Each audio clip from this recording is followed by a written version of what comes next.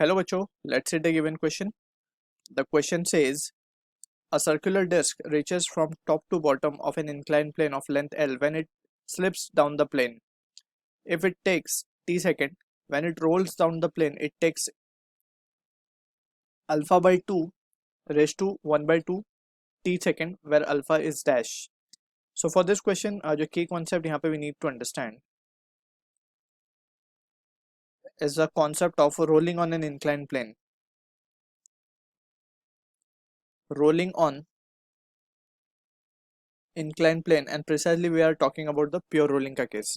ठीक है, सबसे पहले स्लिप होके आना है तो उसमें कुछ टाइम लगा है and then it is coming down rolling.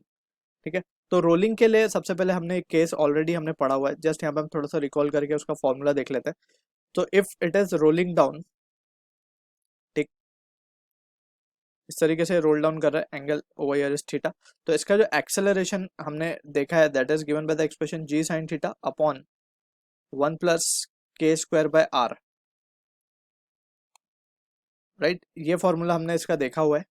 सो यहाँ पे जो टर्म है k basically it is radius of gyration, r is the radius of the rolling object, theta is the angle of the incline. ठीक है, ये acceleration की value हम देख सकते हैं, it is for a particular case it will be a constant value. ठीक है, तो ये basic point we need to keep in mind. Also यहाँ पे since the rolling is taking place, so जो सरफेस होगा बेसिकली उस पर कुछ ना कुछ तो फ्रिक्शन होगा, because friction he rolling motion provide करता है और असिस्ट करता है रोलिंग मोशन को. ठीक है ना, तो यहाँ पे अब हम जो वैल्यूज हैं सबसे पहले हम जो स्लिप वाली कंडीशन है वो देख लेते हैं. तो स्लिपिंग में क्या हो रहा है, बेसिकली टाइम लग रहा है टी सेकेंड. राइट, तो सिंपली अगर हम देख लें, let's suppose this is the disk and it is slipping down. इसका मास अगर हम मान लें कि कैपिटल एम है, तो यहाँ पे जस्ट जी साइन थीटा लग रहा होगा, with theta is the angle over here. ठीक है, जी साइन थीटा से नीचे आ रहा होगा, यानी कि acceleration is g sine theta. अब g sine theta it will be a constant value. ठीक है, and from here we can say now, so यहाँ पे we can see this will be the acceleration. और यहाँ पे we have to be careful के because it is slipping there is no friction available, हम वो मान सकते हैं. राइट, क्योंकि जब स्लिप करती है बॉडी उसके बाद अगर सरफेस पे फ्रिक्शन हो तो after some time it start to roll, but यहाँ पे स्लिप होके आई है नीचे, so just acceleration that is will be a equal to g sine theta will be acting.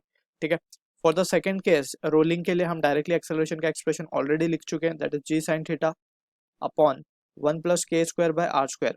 अब के क्या है, रेडियस ऑफ गायरेशन, अलग अलग बॉडीज के लिए अलग अलग हो सकता है. तो हमें पता है रेडियस ऑफ गायरेशन, इसको हम एम के स्क्वायर लिखते हैं. For the disc that is rotating और रिवॉल्व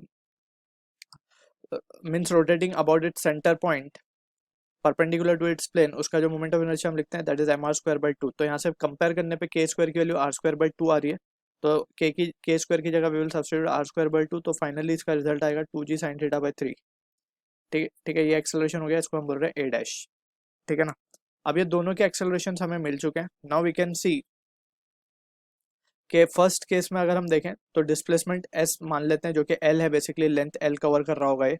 यहाँ पे आने के बाद दोनों ही एल डिस्टेंस कवर करेंगे. तो by second equation of motion, since acceleration is constant in both the cases, so we can apply this second equation of motion. L equal to initially the body is at rest, तो initial velocity 0 है, so we can say l will be equal to half a t का square. And ठीक है, तो यहाँ से हम T की वैल्यू निकाल सकते हैं. T will be what, T will be 2l upon, and this will be an under root 2l upon a क्या है, जी साइन थीटा है, तो this will be the value. ठीक है, सेकंड इस केस के लिए अगर हम टी की वैल्यू निकालें डायरेक्टली हम यहाँ पे लिख सकते हैं, इसको लेट्स से हम मान लेते हैं टी डैश.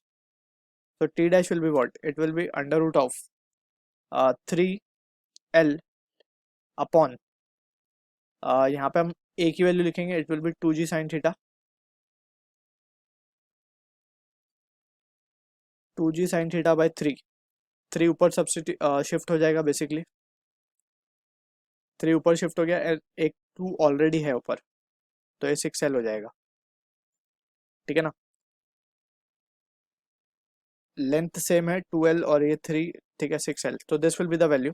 अब इन दोनों को अगर हम देखें तो हम कंपेयर कर सकते हैं इन दोनों को, टाइम को, टी डैश एंड टी. इसको अगर थोड़ा सा रिजॉल्व किया जाए तो we can write this as to be इसको कैंसल आउट करके हम लिख सकते हैं 2 1 जा 2 3 जा, राइट।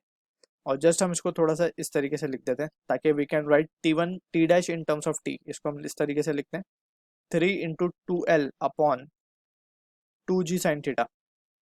और इसमें 2l upon g sine theta को हम क्या लिख सकते हैं, it can be written as ये वैल्यू को अगर हम देखें तो therefore we can write t dash will be equal to under root of 3/2 and this value will be nothing but it will be t का स्क्वायर, एंड इसको जब हम रूट के बाहर ले लेंगे तो it will become t। So this will be the value we are getting. अब यहाँ से हम देख सकते हैं कि अल्फा की value on comparing we can write straight away alpha की वैल्यू जो भी होगी वो होगी 3। Alpha comes out to be 3. So 3 will be the answer for this question. I hope you understood the solution. All the best.